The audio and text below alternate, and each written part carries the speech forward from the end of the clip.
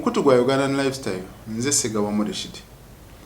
Olunaku olwaleero tuli mu kkooti Kajjansi omusango gwa Hajj Mwizera kossa ne yali ajjatiwe amanyikiddwa nga Zuula nakisi gugenda mu maaso. Nonno olunaku olw'ejjo Zuula yalabiseekaawo mu maaso ga minisita w'abaana n'abavubuka era nga agamba nti waliwo abagenda maaso n'okubeera nga bamutiisatiisa naye agamba nti kkooti erina okusalawo ekyenkomeredde okulaba oba emuwa obwenkanya oba Hajj yafuna obwenkanya. Kati nno mu mbeera bweti ku sayidi eya Hajj ayina looya amanyikiddwa nga Kim Ngobi ate no ku sayidi ya Hajj waliyo Muhammad Nsereko. Muhammad Nsereko ye mubaka wa Kampala Central yagamba nti ajja faafagana n'omuntu kubanga ensonga zonna we yagendayo mu kkomera ekigo Hajj yasobola okubanga zimunnyonnyola.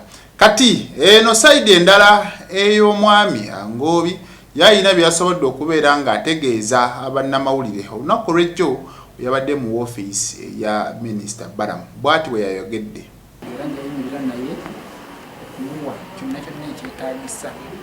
Amagezi gonna gali ligo ageetaagisa mu nsonga zonna zino ezikwata ku musango gw'eggwaliko.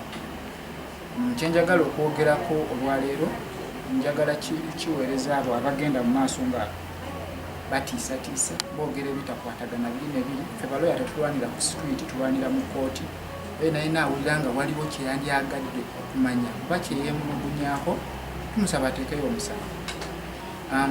N'ekirala kyenjagala okwogerako be bantu abasaalimbira mu maka ga Hajj.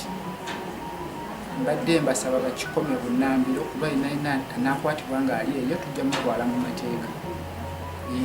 Bonna aboogera ebitakwatagana.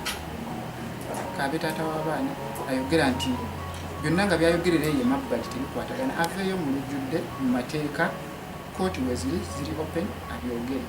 Bonna anaayogera ekitakwatagana nga kikontana ne guno omusango amanye nti omusango gwayogerako guli mu kkooti era aba amenye etteeka okugwogerako. Eyo yenna anaagwogerako ng'ali eyo emabbali tujja kumuleeta mu mateeka ffe kubanga byayogera byonoona omusango guno.